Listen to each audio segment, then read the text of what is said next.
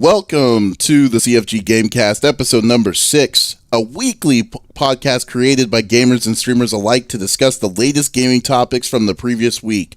We release a new episode Mondays on Apple and Google Podcasts, Stitcher Radio, and Podbean. If you are on Twitch, do I have news for you?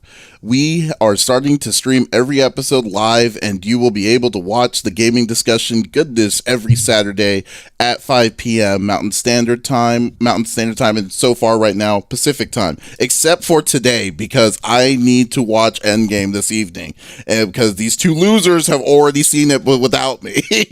So just Big losers. Yeah. Tickets in advance kind of losers. Yeah, shows us how close we really are. But anyways, so show us some love. Give us a follow on our Twitch channels to not miss an episode. I am Davis Green with CFG Games, and with me are a group of fellow gamers. I have Sesh Evans in the second seat, an awesome Twitch streamer, aka the Backlog Queen. How are you doing? Very good, and I've completed a couple of games this week, so I've made a dent. Oh man, this is the second time around, so it's like you can't be as enthusiastic the first time around. It's like, oh, I already know what's coming. It's like, dang it. No. See, I've chosen to reel myself back on a second take. Remember, I'm a filmmaker here, so I gave myself some mental notes, and it was I'm way too excited, even though it's literature. It's Doki Doki Literature Club was one of the games. Oh, we got Doki Doki. Oh, how'd you like talk about it? How'd you like Doki Doki Literature Club? Oh, I really liked it. Oh no! Oh, that's funny. I liked it a lot. So I am very excited to be able to talk about it. That trips up your mind, though. Like, it's kind of funny because it's like you think it's all cool at the end, and all of a sudden you're like, what the heck's happening? And then it's like, did this girl just stab herself? It's like all these different kinds of things are happening. There's a girl that stabs herself, and you know what?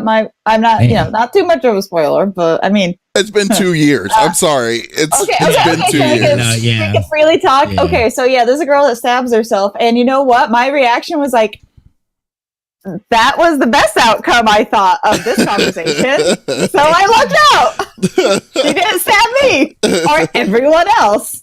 That was good. That is the kind of mindset I was in with that game. It's like, oh, good. She only stabbed herself. Nice. I'm glad you enjoyed it. I loved it. I did. I really love the dark, twisted, like psychological horror stuff. So, what was the other game that you beat? I beat the A game run for Leon and Resident Evil 2. So I've done the A game with Claire, B game with Leon. Now I've done the A game with Leon, and I have to do the B game with Claire. And I did it. I did the Leon game right after I actually met the voice actor. I saw that. Awesome. That's right. You went to that's right. You decided to play hooky and decided to go to a convention to see the voice actor of Resident Evil. Yeah, sorry, I had to go meet Leon's new voice actor. I can't blame you. Yeah, I can't blame you. You're good. You're fine. Oh, that's cool. Well, that's awesome. That's awesome. That's great. I'm glad you actually are making a dent in your backlog right there. One dent at a time. One dent. All right, and I have the leader of the itty bitty Smitty committee. I got Smitty to the third seat. What's up, man? Yeah. What is going on, my friend? It's going good, man. Happy Saturday. Happy Saturday to you. So what you been up to, man? It's been so long. I know it's been last week. A whole week. And by the way, we need to get some more. We need to get the Division 2 in. By the way, me personally, this was it was a good week. So I got my taxes back, right? Oh, nice. And for me, yeah. So with that tax money, I'm going and reinvesting in hardware. I got another section of green screen, so I'm gonna be able to have a larger area to play around in, upgrading the GPU, upgrading my HDD, upgrading my RAM. I'm really excited. Yeah. So I was like, all right, I'm going to throw some money at this. And, I'm really excited to get going, get that stuff built out and worked out.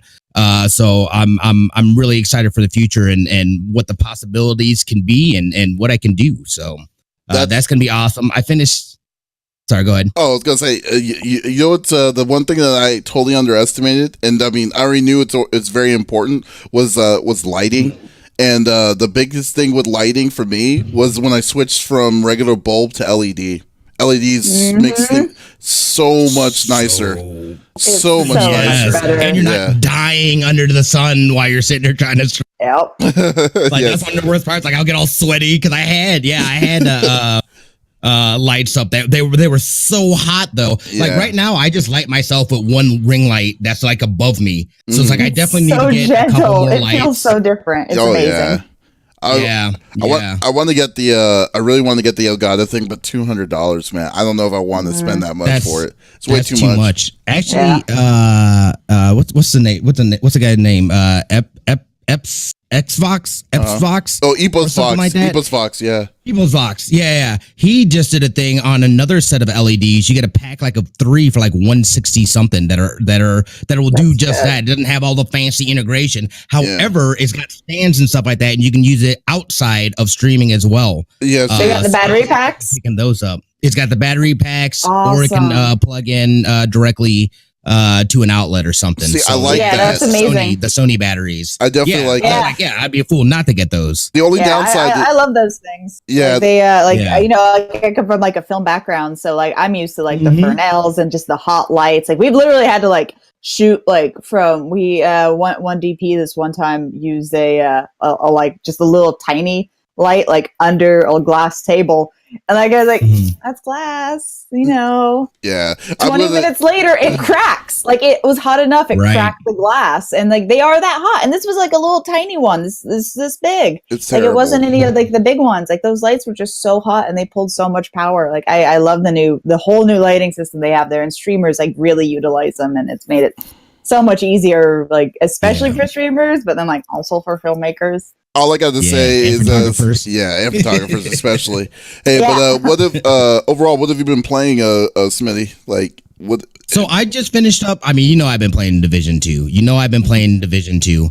I love that game. I'm thank you so much for when that game released. It came at a good time, and I say that because what I'm going to talk about today, I'm going to give you a little nibble here. We're going to talk about Anthem and the 1.1 update and their roadmap and whatnot. So again, you know, thank God that Division 2 is out because I don't even know what I'd be playing right now. However, I did finally finish God of War. I got into my backlog a little bit, and I finally finished the game. Yes. So I was happy about that. Wow, that's great. No, that's awesome. I can't believe you. God of War. I'm surprised you didn't touch that anytime sooner. That's crazy. I did. I was playing it. I've slowly been going through it. And I was like, I gotta finish. I was like, I am being ridiculous. I have that. I have Red Dead Redemption 2 that I still need to finish. Oh. I've got all the way back to Metal Gear Solid 5. What was the last one? Same. Yeah, it's like Metal Gear is one of my favorite series. How have I never finished that? Yeah. No, I'm upset at myself still for that. I'm planning to do those in June or July. Wow, that's crazy. Whoa. That is so ridiculous. But what's it called? Okay. Well, that's great. And let's just get into it. No, we've been messing around too much here. But I'm trying to get my whole deal. Oh yeah. Oh, I was also playing. I just started Days Gone yesterday, and that is you know what? I'm not gonna leave it's a good game, but at the same time I'm not feeling the character yet, but we'll see where that's gonna go. So but we'll get on to that. All right, well, let's get down to it. Each of us picks a new topic of discussion within video games from the previous week. The topic would or could be about a specific game or something that happened in the gaming industry. We don't want to talk about just our own topics. We want a topic from the listener or viewer like you. If you are watching on Twitch, there is a special room up top that says CFG Gamecast that is made just for you. Just go to the CFG Gamecast room and choose, type in any topic that you want us to discuss, and we may choose your topic of discussion at the end of our episode. You can also either email us at the CFG at confreaksandgeeks.com, or tweet us at the Comic Freak for a topic that we will do in the near future, or actually I will say in the week or so. I want to get other gamers involved, in other words. So definitely, if y'all have a question, or if y'all want to see what we think about your topic, go into the CFG Gamecast room and we'll set something and set a topic there for us to discuss. But let's start this stuff off now. So I will start it. I'll actually start, since I haven't done it first in a while. So this one is my topic is about the ever so popular Riot Games with League of Legends. You know, I'm actually surprised that one game company has been with one game for as long as League of Legends has. So that's quite impressive. But so let me just give you a little bit of a backstory on this one. So back in 2018, last year, in late 2018. There was a story saying that there were some Riot employees that were suing Riot because of the toxic environment that they have left, especially for women. Mm-hmm. So they've been in this fight for this bad fight for the past like several months. And then out of like literally this week, this is probably the first piece of information that we've heard in a long time from it. It seems that Riot is actually trying to not countersue, but they're trying to block the current employees from taking legal action. So because technically they're able to do it because technically each employee of Riot have signed something in their NDA or whatever, has signed something saying that they cannot sue for a certain issue, for certain things. So this one, let's see if I can get a quick article on it. That was something I was reading up a lot on, like when it was. I had known some people that worked at Riot. I had worked at Riot myself, and like, you know, I mean, I'm not really into the game, but I do definitely give Riot like credit for making esports like big in America. Right. Like, but it's still not toxic. Here we go. So Riot yesterday made motions to force two of those women into private arbitration, which would prevent them from taking legal action. Riot's argument is simple. Those women waived their rights to sue the company when they were hired. In the motions obtained by Kotaku today, which this is where I'm pulling the article at, Riot's attorney explains that the women agreed to arbitration clauses, common parts of employment contracts that are designed to insulate corporations from legal scrutiny. So I was like thinking to myself, I'm like, so what you're basically telling me is that, because like they put you as the employee to a bigger firm like Riot, they're gonna put you in a situation where they can be like, it could be toxic as hell in that environment. And like they can, like, sexual harassment or any kind of levels of harassment that could happen inside that. They are saying that they're not liable for anything that happens in their own office space. So that's insane to me. I feel like it's a BS thing in contracts. Like I absolutely hate whenever like that's in a contract. Like it's absolutely BS. That is ridiculous. Why would that be in a contract though? They're like, you know what I mean? Hey.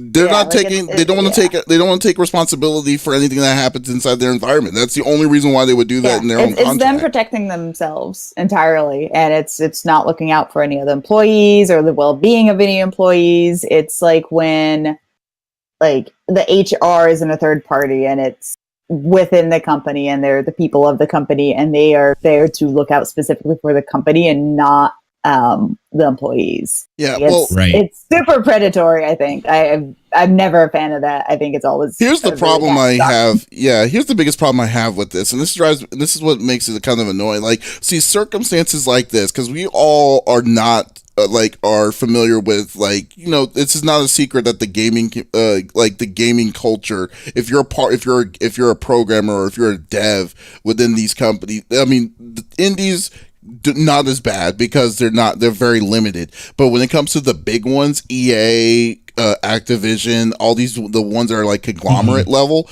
It's like they treat their employees so bad, like on the outrun. And then what's worse is that like they can just drop you on a dime, but yet they're expecting you to have the loyalty to for you because of everything that you've signed and stuff, your blood, sweat, and tears, these ridiculous hours. So you can I had a friend that works on Call of Duty, and he tells me like the time, the crunch period is like 16-hour days, and it's insane. So like, yeah. So like, when you hear stories like this, it's like, how can they not try to like do something about it? Like, I mean, is there anything that a person can do? Like, because the quick thing would be setting up is to unionize, you know?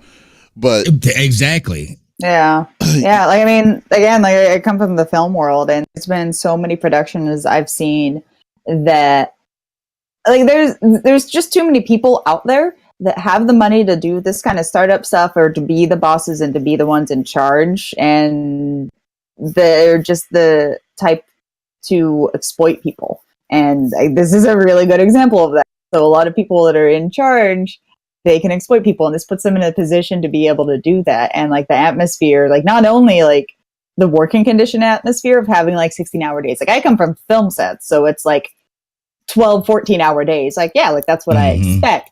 That sucks to have to expect that. That shouldn't be the case. It's what I expect. Just like I'm sure everyone that does a 16-hour day in development, like same thing. And it's crappy to have to, to have your expectations be something that's so unhealthy. But the people with the money don't care about that. They don't care about that kind of well-being for you. And that's on top of the cultural aspects of it too. Because a lot of these people, like Riot, a lot of the stuff I was reading, less of it like their hours, like mistreatment in those ways. More of it was about the mistreatment and the problems people had adapting to the culture. It wasn't like a really open environment. It was, you're either going to be like us or we're going to get rid of you. And like a lot of the people were fired for excuses where really it was just that they weren't fitting in, or they'd send an email saying, hey, I got to send this to HR. This made this other person uncomfortable and somebody should speak up. I don't think that person would, but I could see that they were bothered. So basically a caste system. Down the line. Yeah. So it was a lot of that kind of stuff was what I was reading, like on top of the normal game development stuff too, which is going to be extra long hours. And I will say this though, because like I don't want to fill into the mouths of Riot, 'cause I don't know Riot, and so I don't know like how it is, and I'm also not ridiculing Riot. It's themselves, because I mean the whole biggest thing is they just need to find like because this isn't new. I mean, like I said, this stuff like this is not unheard of for the gaming culture. It's like there needs to be a better way. There has to be a better way to kind of protect the devs and stuff like this to deal with it. I mean, especially like how bad of an environment. Well, what's even worse is that it seems like they're also current employees. So like they didn't quit their jobs on this. So they need to, because they need to make a living. But like it's just that there's no safety net, and I feel that's so dangerous and so wrong. Like when to say that you love making video games, but the second either the game's over or you have some really bad people that's actually with you, there's no way that you can complain about that kind of stuff. I mean, that's where it kind of goes with. I mean, were you going to say something, Smitty? I thought I cut you off. Yeah, I got a lot to say actually. So you said you said that you kind of absolve Riot Games. I do not. I'm on the opposite spectrum of that. I think absolutely they should be doing something. Somebody's got to show. Nobody wants to be the forefront leader of treating their employees correctly, making sure that there's good standards. What's the standard for how many hours a person can work in a week? or whatever. You know what I mean? I was watching Critically Awkward had the talk show as well, and they kind of touched on this. They're animators, graphic artists and stuff like that. How is there not a union? You know, you're thinking like, well, just unionize and you know, make them treat you fairly. But then they were talking about how, well, then they just move to Canada or go somewhere else where there's subsidies and stuff like that. So it's hard to actually, you know what I mean, be able to get that union when they could just go, well, we'll just go somewhere else and we'll get it for cheaper. We'll get tax benefits, and you know, it's tough because it's similar in like the film world where it's not just like tech, but there's like a creative aspect to it. There's an aspiration to it. There's this is my dream job. Yeah, I'll shovel shit for I don't know how many years if one day I get to this goal of mine. And so there's a lot of people taking advantage of people with aspirations. Yeah. Which is the easiest kind of people to take advantage of, sadly. So like if you're saying, no, this is my pay, these are my hours, they're going to hire somebody less good and cheaper than you because they can afford it. Like they not often enough care about the quality. Like they won't be pushing people 16 hours a day if they actually did really care about the quality out most. They care about like the product and making money out most. So they'll just hire somebody cheaper. And even if they're like less skilled, they'll be able to find people too. So it's tough because like the young people have to start somewhere as well. And that's kind of their start. But the thing is, the young people shouldn't be the ones that are starting in those kinds of positions with those kinds of like really low pay with big companies. Like the big companies are just taking advantage. Yeah, like they're literally just taking advantage of those new people, and then they get more skilled, and then they're just replaced with the younger, you know, graduates. Exactly. Like, I've seen that happen. I can't tell you how many times I've seen that happen in like a lot of different fields. Lots of different companies do that where they'll just once you're, you know, worth a certain amount of pay, like just as a worker, they'll replace you with somebody younger because they still don't want to pay more. They don't want to pay what you're worth. They'll just pay what they want to pay to someone else. Hey, Smitty, I will say, I want to say that, oh, sorry, but I wanted to say that I'm not really absolving them on that. I'm just saying that the company is not necessarily, I'm not saying I'm pro what they're doing is right, because I think it's completely BS. I will say that it's, I'm saying that like the company feels that they're in their right to do that is because they can do it. And it's not, it's not because of, it's not, I'm not saying that like what Riot was doing is right, because it clearly is wrong. But because this is not a matter of hours, or this is not about matter of work hours or anything, but this is the matter of treating your workers in a safe, non-hostile environment. And if you have 5 people that are coming up front saying that these people are being sexually harassed about that, there's a problem with your culture in your business, and you need to fix it. But like but instead of doing that, they're just saying, hey, you know what, you can't sue us for that because we have the power because you signed the contract. I'm saying stuff BS like that shouldn't go through, but they can't, but right now Riot's in their rights to do it. And I feel like they just need, I mean, like there has to be something, like maybe like you said, y'all are both in the movie industry. Like even if you move to Canada and stuff like that, there's no ways. I mean, I'm assuming there still is a union that still protects you for doing certain projects like that. Like like we usually like freelancing, we make like a deal memo. So like we usually like sign a deal memo like per gig that we're on, for the most part. And in that though, there's sexual harassment issues. It's saying, you know, you're not allowed to do this, and like the company is not liable when that happens. The thing is like, even if like you go to the individuals at these companies, they're so ingrained in it. Like it's not necessarily like the Riot stuff. I don't think it's necessarily been like sexual harassment from like the owners, from the people who it's just been the other employees around that have been there and that are just part of that culture. Yeah, so but 5 people.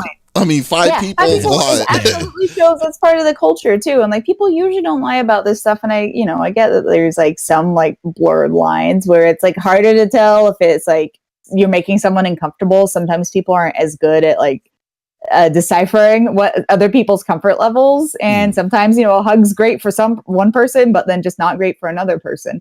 But with this like 5 people, like that's kind of consistent, you know, like, that's what I'm saying, a little bit more universal. Like that is like a cultural problem there, and it's just Yeah, they just need to do something. Like they really do. But like, there's stuff about like not being allowed to sexually harass, but like they're not reprimanding those people that are doing those things. So the ones that also sign the same contract that says I can't sue you, we go into arbitration, and I'm not allowed to sexual harass people, or I will be reprimanded. Like those are usually like within the same contract, and those people who are doing the sexual harassing are not being reprimanded. Like, are they fired? Are they coming out? Are they being sued separately? No, it's just Riot protecting themselves and their own. Yeah, and their own being the people that are falling in line with their culture. And think about like other jobs. There's a reason why legislation and stuff created to guarantee time off when you have maternity and paternity leave and all these different rules and regulations, because companies will take advantage of a situation unless they're told not to. You know what I mean? And that's kind of where I'd like to see, especially with the gaming industry. I know this has been going on for a while, but the more the gaming industry gets put into the spotlight, the more it's commercialized and becoming, normalized thing. These things are going to be happening more and more, and we're going to see more and more of it. I think ultimately it leads to some form of legislation that says, hey, here's at least some protections for these employees, because you're right. I don't think the companies are going to do it. I would love to see a company say, kind of like a Zappos or something like that, where they come in and, we're going to have a good time. We want people to have a stress-free environment and this and that.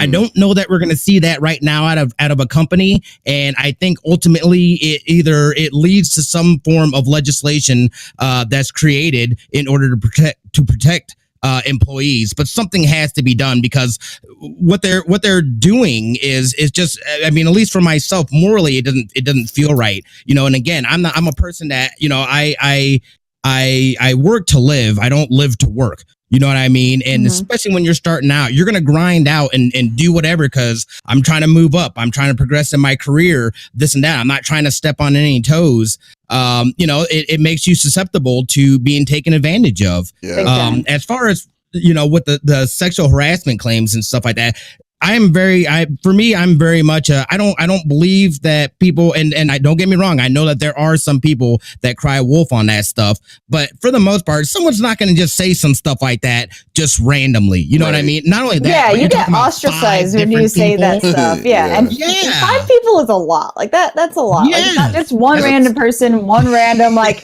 oh, you hugged me when like I was for a handshake. No, like it's not that. 5 people though. 5 people. That's a lot. And those are the ones that have come forward. There's probably others that have been bothered, but are just, that's the other thing too. Like a lot of people, I mean, especially like girls I've talked to are just used to like being uncomfortable. So a lot of the times like, it's fine. It's that expectation, like that, oh, I expect 16 hours a day. Oh, I expect this guy to come up and like put his hand on my shoulder and make me really uncomfortable. Like, okay, we got to cut this. We got to cut this short. Yeah, we're at 28 minutes on this. It's pretty good. No, that's a pretty good topic. Really yeah, it's very nice. But I think the best way, Smitty, the way you kind of capped it out at the end, Smitty, was pretty the best way, I would say. So yeah, well said. We'll put a pin on that, because I really do want to kind of go back on that. But so that's good. Okay, so the next topic we'll have Sesh to do it, to do her topic right now. Okay, so again, mine is super short, and it's I was looking around. I wanted to talk about some zombie stuff, but I sometimes don't like to talk about something like particular games until I've played them. Like I don't want to just go on other people's hype. So I wanted to find like a nice little topic that I'd be able to talk about, and I found this really great little article about about how video games could in the future help prevent Alzheimer's. Oh, and by prevent, I mean be able to detect it much, much earlier than like our normal medical testing does right now. So can you prevent? Like, can you specifically prevent Alzheimer's? Well, that's the goal of the research, is to be able to prevent it, because it's a terrible disease. And so like the goal of like the research is to like prevent it, make it something so it's not going to be as bad, delay it, like that's really like the goal of like the research for it. Like it's not just, let's learn about how these people are suffering and do nothing. Right. So there is the idea is, so with Alzheimer's, like people are very familiar with like once you start having these signs of it, like you're probably going to be more forgetful, there's going to be memory issues, memory loss, that kind of stuff. Mental farts is a lot of people get anyways, so it's harder to detect. But that's kind of late stage. Like that's when like you have it and you already have the momentum of going downhill. Like there's not a lot at that point like you can do except watch it all happen, which is terrifying and terrible. But apparently like a spatial orientation awareness and those kinds of cognitive abilities are the first thing to go. But it's really hard to like just test for that. Yeah. Unless you're playing a video game. So there's this little point and click video game. It's made by a few different European entities and like with the help of like a lot of different European universities. It's called Sea Hero Quest. And the idea is like you're just like a little boat captain. And you have to navigate. And so you're looking at maps, you have to memorize the maps, and then you're traveling down like a canal, and you have to be able to direct the boat not to hit things like as you're going down the canal. And there's a bunch of little like memory tests like that. And apparently, like just 2 minutes of gameplay with that and looking and seeing how people play and what their cognitive abilities are worth about 5 hours of conventional data. Holy crap. So, wow. It's 2 minutes? 2 minutes worth 5 hours, which is fantastic. And it's just like a little simple game. And not only that, but it's something that detects Alzheimer's and like dementia issues earlier stages than a lot of the conventional testing. So I thought it was just like a really cool way to utilize video games in like a really healthy, productive way that could hopefully like in some way help out this like really, really, really terrible, scary disease. So like I applaud them. I wanted to make, get some awareness out there for that. No, that's freaking awesome. Good positive thing, So, I mean, if it's true, like I mean, like if the technology or the data goes into fruition, that it does be able to kind of show. Well, I guess I don't understand like what. If you find out that you have Alzheimer's early, what is there that can you do? Like, well, I mean, is it a matter of just changing your lifestyle, like your lifestyle? Or what? There's things you can do to slow it down. It's less so entirely about lifestyle changes because there isn't a cure for it right now. The goal is to make a cure for it, but there are some ways you can slow it down, and a lot of it has to do with like cognizant engagement. So like doing like Sudoku, doing like quizzes, like just doing something that's not just keeping your brain stagnant. Right. Like even if like it's not saying like, you let your brain lapse into this because you're going to get it genetically. Right. If you're going to get it, but like you can help slow it down by doing those extra things. It's like if you have I have like diabetes in my family, so I watch my sugar and stuff. Like I probably will still get it at some point in my life or like my body can't produce its insulin, but because I'm eating healthy and like starting much younger than like anyone else in my family who's had diabetes with, trying to be healthy, I've probably delayed it at least. So the goal is to, that's cool. That's pretty cool. Die before I get it. I know, right? Yeah. It's about delaying the inevitable.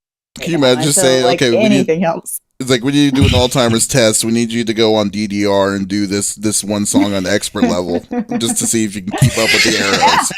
That's just basically. Yeah, dude, that stuff helps because it engage like you're basically like different ways you're thinking and engaging with different like different kinds of mediums and like physical things. Like they make different connections in your brain. It's like, like 3 out of 5 stars. Well, I don't know about that. Just like it's like you should see a doctor. You may want to go see a specialist. It's like a doctor's like at 9 at what's it called at round 1 with you right in the back, like with some wires connected to you while you're playing Beat Mania or something like that. It's just It's interesting. It's all brain function. Yeah, exactly. And that's what I love that they're starting to, again, it's with this normalization of games and seeing now like, oh, maybe let's take it and apply it to some research or something. And then they're seeing these positive effects that they can be having. It's like games have always been, I'm sure many of us are video game lovers. It's always been such a big part of my life.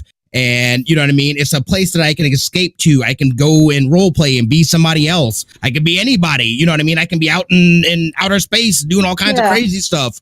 It's like there's so much that you can do with it. And I love that they're now starting to take some of this and apply it to, things that, such as diseases and how maybe it can help people's mental states, and stuff like that. I think it's fantastic that they're going and, again, the stigma is opening up a little bit and people are starting to experiment and explore with them. Not only that, but then you got developers now that are seeing this stuff and it's getting their creative juices going and what they're creating and stuff like that. So overall, I feel like this kind of stuff is really positive, both just for us in general, mental health wise, and I think the possibilities are limitless, really.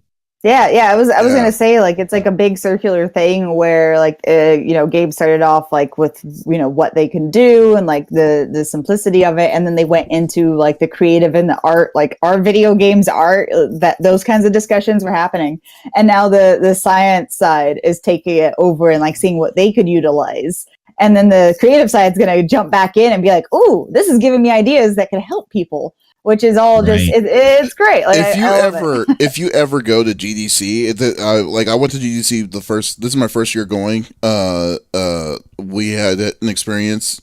Shameless plug. Go to conferencegeeks.com for our GDC coverage. Anyways, there's so like if you ever go to GDC, there's a spot. I mean, GDC is known for most of these ridiculously like amounts of people congregate into one giant convention center of like indies, and there's an indie spotlight area that shows how games could be used other than just gaming, very incredibly interactive and stuff, and to show your point on that gaming is it's more than just point and click and stuff like that, but on how it can also measure and also kind of stimulate your mind to other different ways and aspects to kind of to measure where you're at, or just mental health in general. It's incredible. I mean, when you think about how we kind of, I'm assuming we're almost around the same age with each other. When you think about how it all started with like NES and Super Nintendo, most people were thinking like, oh, this is going to rot your brain. But it's like, it's so far away from that. Yeah. Monkey jumping on alligator. Like, the heck is this? Yeah, it's so incredible. Yeah. Like the world we live in today now, that gaming is how gaming is getting the respect it's finally needing to get, like it deserves, for like to be an art style, could be a lifesaver, and it also increases points of it. So I mean, like to hear the things like this with like using gaming and Alzheimer's, it's like you think for a second you're like thinking, oh, this is crazy, but then you really think about it, you're like, you know what, this actually makes sense. I mean, it's really cool. All right, but I gotta cut you. I think it's really gaming's. Oh, I gotta cut it off. Sorry.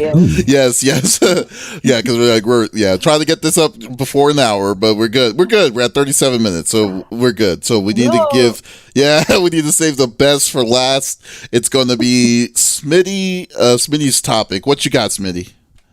This is just gonna be me talking trash. No, these are the following people I hate. You have a list. Let me go down my list. So this week, I think it was Tuesday, Anthem came out with their 1.1 patch. Let me. You are like, look. You know what's funny about? Here's what I like about you, Smithy. It's like you don't BS. If you don't like something, like it's like. It is monstrous. You didn't like it? What? This hurts me. This hurts me so much. I mean, okay. So with the patch, I mean, they did some quality of life stuff. They did some changing. You know what I mean? things, balance adjustments of Masterworks. They added a new stronghold, which in my honest opinion is kind of bleh. It's all right. It's all right. That's it. I was really hoping this was going to be the push to get me back on the game.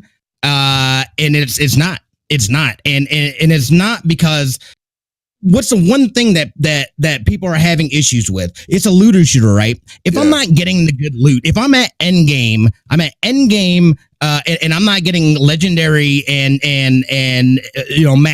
masterwork drops. What am I playing for? Yeah. Why am I playing? There's no point. You know what I mean? So it's like stop. And so they officially delayed their 90-day roadmap. I think this was smart. And I'm okay with it. Again, I know this seems negative. I absolutely love this game. I want to see this game achieve what I think it can achieve. I want to see it be successful. But they have absolutely butchered this, man. Yo, wow. They had 7 years, son. 7 years I've been waiting for this game. I was playing Destiny 1. I remember they announced it. And I was like, all right, man, like, all right. That seems real good. I was like, I'm gonna throw the money at this. I'm gonna throw all the money at this. Not only did I throw all the money at this, but then I'm telling my friends to throw their money at it, and some of them threw their money at it. You know what I mean? So like, I'm over here looking like a jackass because you know what I mean. Like, nobody. I don't even play the game anymore. I went in this past week. I played the new Stronghold a couple times. Didn't get a legendary drop at all. Wow, really? Get the same weapons I've been getting. Yes, it's like stop. And they did. This is where I applaud them because at least they know, hey man, we need to stop with the delay everything. We need to get the base game right. Right. Again, how was it? Hey, do you remember that time when it was really fun? It was dropping all the great loot and this and that, and they said, whoa, that was a mistake. That was a mistake. We can go ahead and take that back. And all this fun is a mistake. Yes, it's like, what? Give me the mistake then. I want the mistake, please. Like what? Yeah, like, that was crazy to me, man. That was crazy to me. And this is, I'm glad that they are stopping.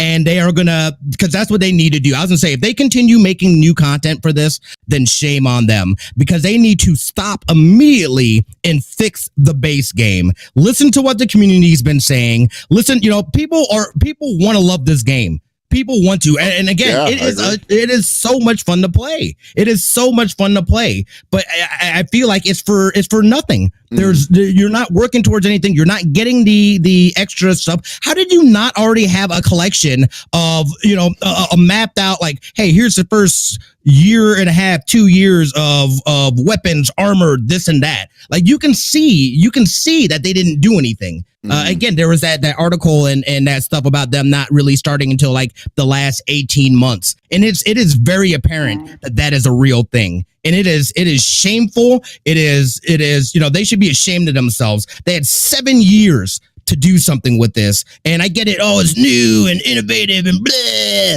Give me a good game. Give me the game that you promised me. You know what I'm saying? On a positive note, though, have you seen those Anthem shorts yet from Oats Studio? I still haven't seen those. I do. You will feel better about waiting for those 7 years if you go and watch those. They are completely amazing. Again, it's Oats Studios or maybe Oats Media on YouTube.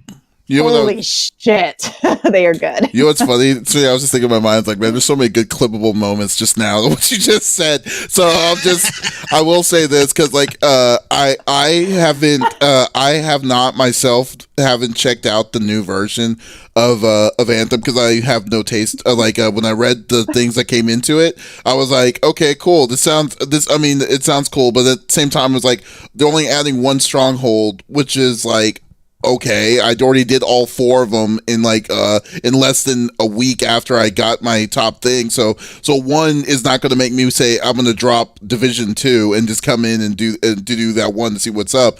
But the big thing was loot. It's like, you're right. It's like it's a loot shooter. I mean, you got to have loot for your for the shooter. Then and in different aspects of this game too, because like you said, it is a fun game. Not a good game, but it is a fun game right now. But like the aspect of like there's 2 spots that they failed on to me was the customizations. Like, cause like you remember, I hate to compare Division 2 to this, but like in Division 2, how often do you see a mirror image of your own character like in that game?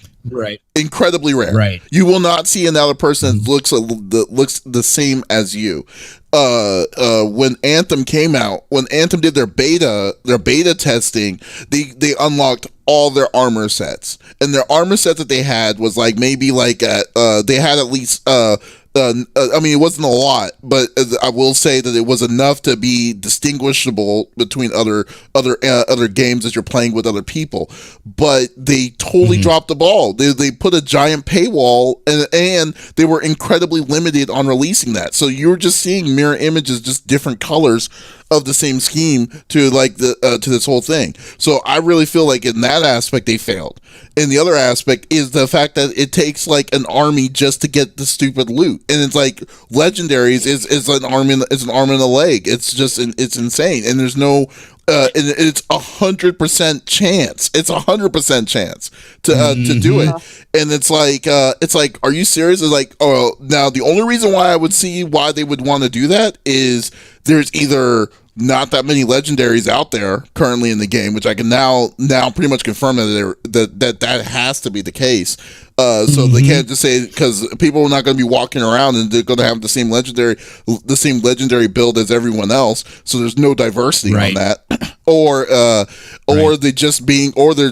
EA's being EA, which is basically just being greedy SOBs and just not caring about the community. But like, yeah, you're right. The best move that they did is to halt what they were planning on doing on their 90 days, because like I mean, I really want to like this game, but like, or want to be like, okay, I need to stop the Division, but you have not given anyone a reason to say, okay, let me give Division 2 a break. I'm at endgame on Division 2 right now, and I still play for hours.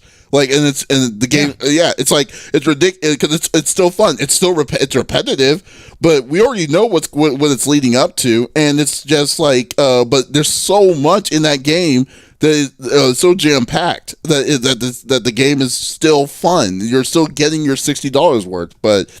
Man, I don't know. It's not quite on my backlog list yet. I'm gonna wait till like issues are fixed. Then everyone's like, "It's good now." It took them a minute, but it's good now.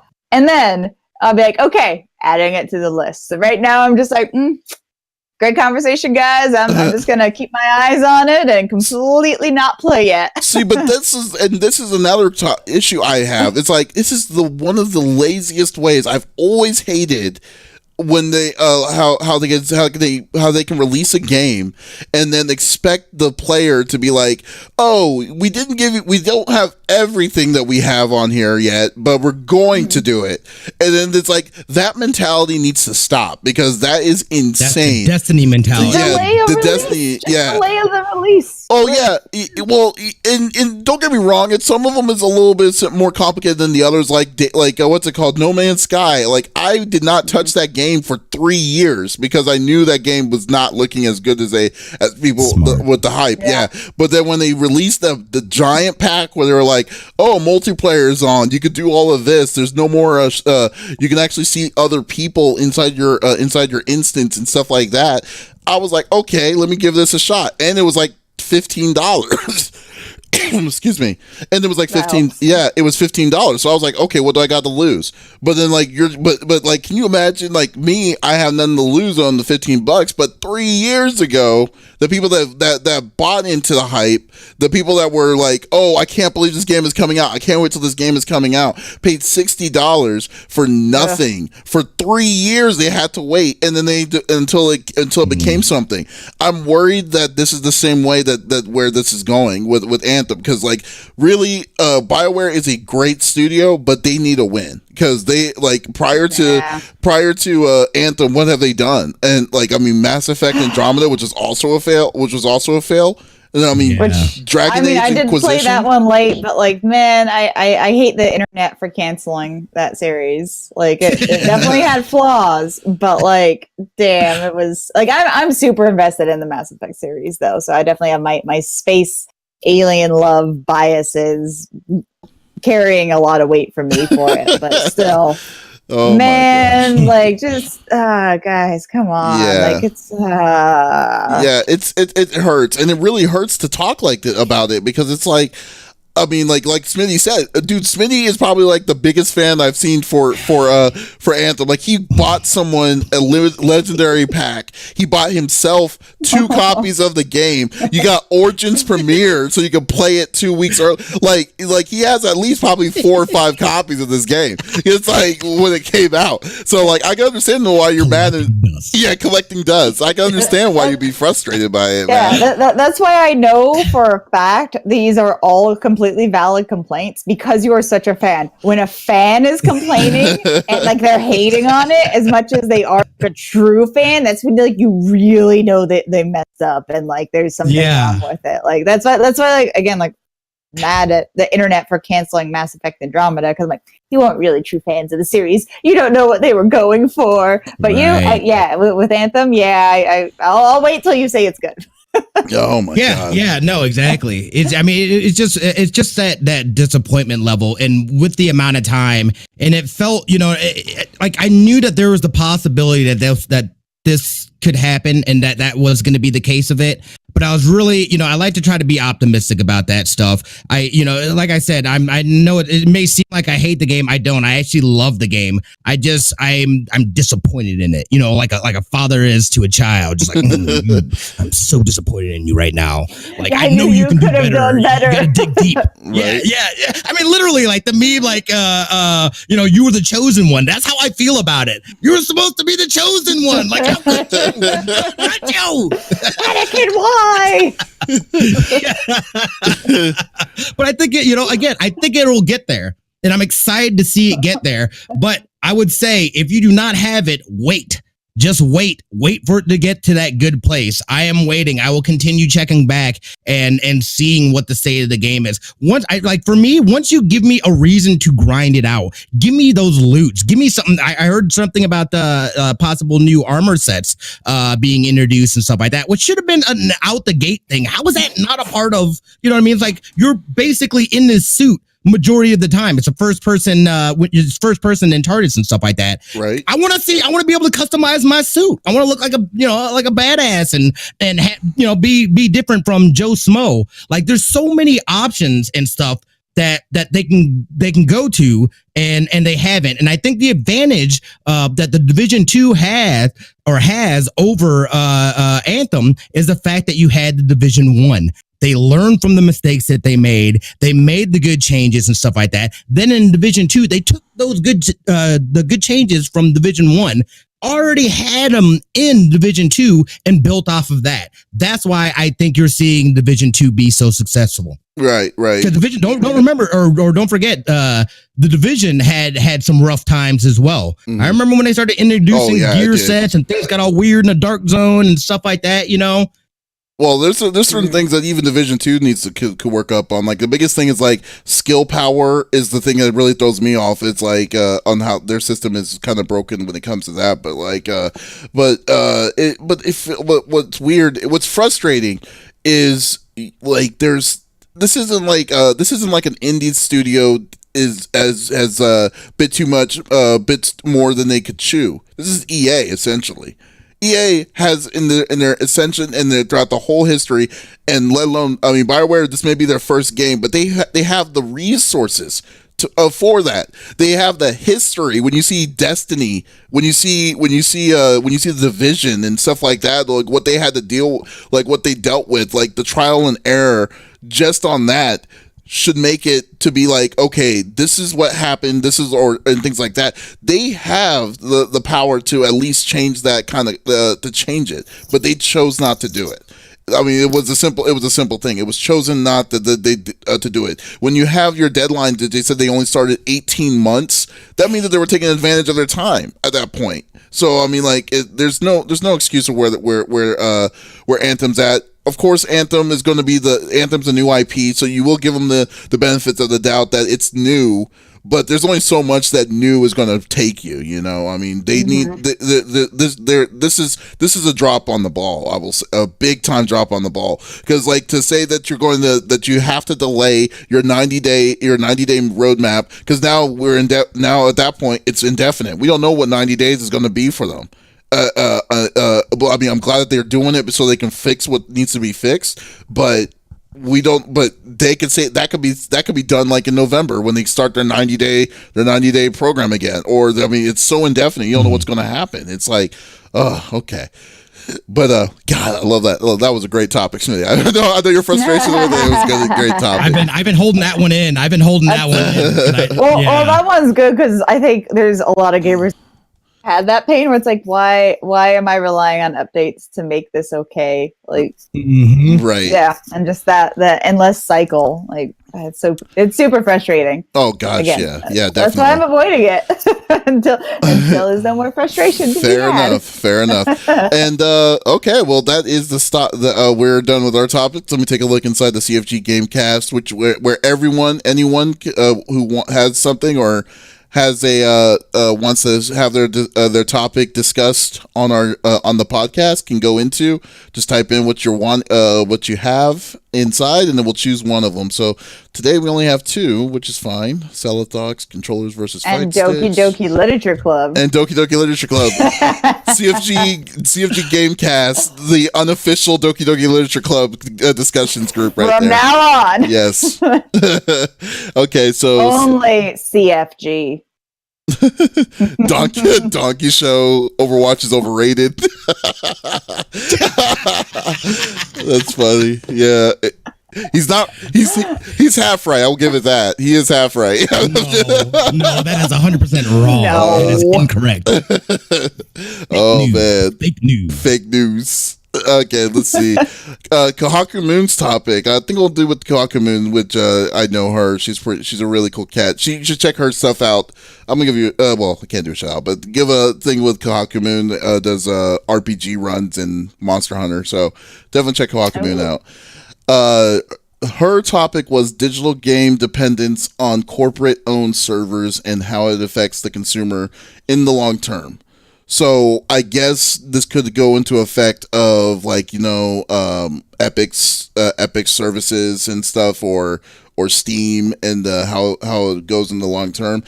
Personally, I mean, I don't really think it's I guess the biggest issue is how big of a cut is that developer going to get, in my opinion. Is where it's going to come into, because the reason why we're in this like era of this is going to be an Epic Store exclusive, or this is going to be a so and so exclusive, and trust me, there's we only hear the big three, which is Steam, Epic, GOG, I expect. GOG. Yeah, GOG. GOG is huge. Actually, it's a really okay. Yeah, but the only reason why they're doing it is because the people have depending on where you're getting your games at, they're getting bigger depending on the size of the cuts. Epic gives the developer a bigger cut, even though they're publishing it. Steam is the one that's the most limited one towards it. So I'm definitely down. I guess the bigger thing is that I really wish I'm more against exclusives. Because if you have a game, especially when you're in an all digital formats kind of thing, you don't want to have only one spot to get your game noticed. You want to go to as many spots as you possibly can to be hey, here you go. I mean, even though I'm only getting a 40% cut or 40% cut out of this, even to be published, it's still being exposed. The Messenger is a great game. I don't think the Messenger would have gotten to that level of praise if they said, okay, this is a Steam exclusive. I think that you could have found it in other ways, in other places, and other things that it really, I think it helps that these kind of these corporate owned servers help games kind of thrive, because they have the resources to push out the games to you instead of you doing it yourself. Do any of y'all want to comment? Yeah, I mean, I think I agree with that. Like, it's kind of it's a symbiotic relationship right now where it does definitely benefit everyone. Right now, I am concerned about it. Like our topic earlier about big companies exploiting and taking advantage of, and you specifically said the magic words of exposure. So, especially like from like actual like indie game developers too, because it's like, here's my game, it's my baby. I've literally made a whole game, and we have a good independent studio, and there it is for the distributors to take a huge cut and basically be our fate one way or the other and take advantage of us if they need to. I haven't heard much about the distributors, like, because that's basically what it is. I'm not familiar with stories where they really have made problems for indie game developers. Like, there's always some, but it hasn't gotten to like, wow, this is like really exploitative, this is really like predatory. Like, I haven't heard any of those yet, so I think it's okay right now, but I'm worried for it because I think it is getting to a point where it might be there might be companies and clients that like do take advantage in the future, especially since gaming, like you said, is getting so much bigger. There'll be, more good, more bad. Yeah. Smitty, how about you? Right. Yeah. So what Kohaku and Salathox, they're talking, so they were saying that just them, you own this game, you paid for this game, but let's say they shut down, the studio shut or shuts down or something like that, then do you just lose that library? You never actually, again, it's that leasing feeling, not having that physical copy, not, feeling like you own it because it's on their servers. So you're kind of at the mercy, of that company. You know what I mean? Like, if they wanted to shut down the server and be like, well, we're done with this game, then what happens to you as a consumer? I think, and you guys were talking too about exclusives. I'm curious to see how you guys feel then about like PlayStation and like Xbox exclusives. I know a lot of people are like, well, I don't feel like, with Epic Games having exclusives and whatnot, but that's the same thing that like a PlayStation, does, say, with Days Gone. I know a lot of people are talking about, hey, I want this to be on PC and I would absolutely play it. I mean, I eventually will play that game. But what are your guys' thoughts as far as with that? Well, so my biggest thing is this, with that is because that's a little bit different, because the difference is that Sony made that's Sony's game. They made that. So, like, I mean, they can do whatever the heck they want to do if they want, because, like, Days Gone, Spider-Man, like that. Now, let's say Spider-Man. Spider-Man it shouldn't be an exclusive. I've always hated I've always hated when they decide, like I think one of the best games that's completely underrated but did terrible because it was an exclusive was Tomb Raider. When it was on Xbox. Was when they decided to make it exclusivity from Square Enix, they didn't get nowhere near the numbers they were wanting to get. But like it hurt Square Enix's sales because of it.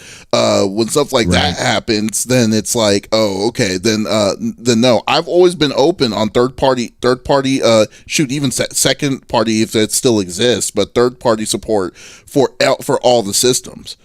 Unless they're unless they said it, but like with games like Days Gone or God of War and stuff like that, I can understand why it's only on that system, is because they made it for that system, Yeah, I see it, but I do definitely kind of a disadvantage. Like, I'm not one that's going to go out and buy a system just for one game only, which is tough. I know a lot of people have done it, and I've wanted it in the past, but there's usually been at least like some kind of backup. Like, I mean, I know like way back, like I wanted the PlayStation because Resident Evil was on it. I wanted the Dreamcast because Resident Evil Code Veronica was on it. But like, it's still tough to actually make those purchases based on just one exclusive game. And like, I grew up like with consoles for my gaming. I later on got into computers as I needed that, like for school and, and then like, oh, wait, I could just not buy any game system and just download Steam for free instead of buying a game system where I'd have to choose between some games and some other games. Whereas like Steam almost always has everything. Yeah. Like, it also theme. So like I just got less and less in, because I was, you know, PlayStation fangirl growing up, like no Xbox, just PlayStation, one of those. So so like, but like to have it where it's just like I want to play the particular games I want to play, and the system around it has to have its other functions to make me happy. So like there's computers, like it's all the other functions for it, and it's like other weird little biases. Like I like the PlayStation controller more than I ever liked the Xbox controller. That's been a thing for me. So like I prefer, if I could play it on either, I'll choose PlayStation.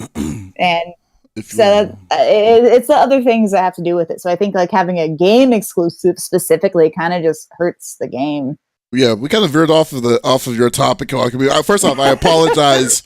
I definitely apologize on not interpreting that correctly. But I will say that the host your games that you bought kind of thing. Okay, so basically, like you were saying, hosting depending on being online on the active server. Well, I personally hate it because I need from the long and short of it, I don't like it.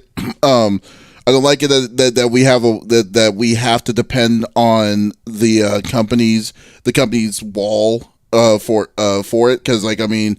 I think I was talking about last week was that we were at a point where we had just specific digital content like Scott Pilgrim you can't download that because of a mixture of copyright and a mixture of it's an exclusive on PS3 that you to do it, or the horrible version of Teenage Mutant Ninja Turtles 4 that came out on PS3 that came out, and then so you paid $15 to buy the game, and then but then they said, oh, this was a bad idea, canceled it completely. So now you lost $15. Yeah, I mean they removed it completely from the store. So like it's like there's going to be more and more, and what's worse is that there's going to be more and more instances like that because gaming is coming to the digital content.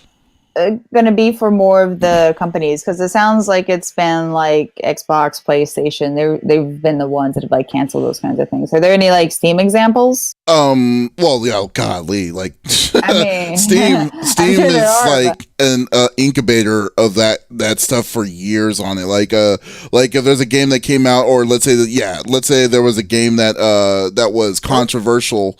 That was controversial or needed to be back printed, or I think one of the popular games, I think Super Meat Boy was one of them for a little bit of it. Yeah, the first one, because of the there was issue because there was some bugs in it to a point where they just refused to change to update the code to fix it. And so then at one point in time, like they removed it off of the Steam platform, and it took them 2 years for it to come, like a year or two to come back. It took when it was long. fixed. I remember it was crazy. Issues with that one, but that's exceptional. Yeah, that's a long time. I mean, you know what's funny? Like they could have just said, no, screw it, we're not going to release Super Meat Boy again, and then but still, it's way too powerful for them to do that. But what sucks is that they're totally perfectly fine on taking your money, but they don't feel like the obligation. Yeah, the obligation isn't there for them to get what they were paying. You know. You know what I think they should start doing? I think they should start doing the digital, or I'm sorry, like physical copies, digital downloads, like a lot of like Blu-ray movies are doing right now. Because like a lot of people, they want to be able to have both, and I think something like that could potentially help it. Where like maybe the clients they're not the ones that are holding it on their server. It's about what you have in your computer. Maybe, I mean, like the I don't think they'll do that though. Great. Yeah, I don't think they you know what I mean? Because there's a cost to that as well. Yeah. So I mean, again, this is all about that return of investment, making money. If they can just say, hey, we're going to give you a digital copy, we don't have to waste any money on physical things. I absolutely believe they'll go that route. I think that's a great idea. I would love it if they would do something like that though. Now that you're going to see games are going to be like $70. 70, $80. I mean, that's only $10 more than they are now, when we are all old enough to remember when they were all $50 instead of $60. It keeps creeping up though. My pay doesn't creep up like that. The bar I went to last night just increased their beer prices by $1 across the board. what's it called though? I True. think an easy fix is to make them DRM free. I mean, because like with DRM, the authenticate, you have to be online for authentication for it to go with it. So they need, I mean, like I said, that's why I love GOG so much, GOG so much. It's like all their games are DRM free. So the whole thing is just like you'll be able to still feel like you still own the game, but instead of feeling like you have to be online to play the game that you already purchased.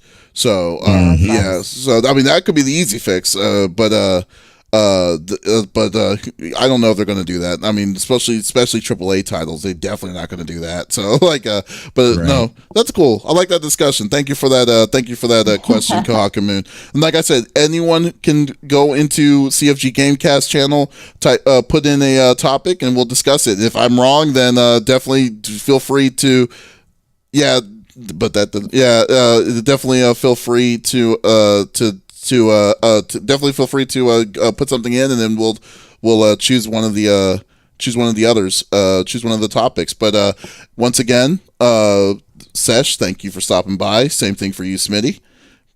Absolutely, my friend. Yes, thank you. Definitely check out Sesh's stuff on reviewsesh.com. See some more Doki Doki fun. Check out Smitty2447 over on his channel, which with Overwatch goodness. Maybe if he decides to get off his lazy butt to be doing some Division 2 would be great. I'm gonna throw in some Overwatch 2 just because of the comment. and then we're gonna definitely go do some we usually do Tales of Vesperia with friends on Sundays. With just a couch co-op with a group of CFG folks. So definitely tune in then. So, but everyone, thank you so much for stopping by. Thank you for the people that followed throughout the stream. I was like, wow, this is really great. It really shows that we're doing it the right way. I really appreciate it. Let us grow. And you can also check our podcast, our previous episodes on the CFG Gamecast on podbean.cfggamecast.com. So thank you. Y'all all have a great afternoon. I need to get ready to watch some Endgame, so y'all take it easy. Mwah.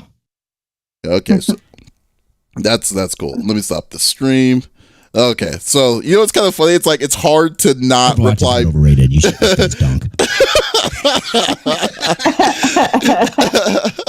It's like you were like holding that in the whole time. I was wanting to see if we're gonna come in.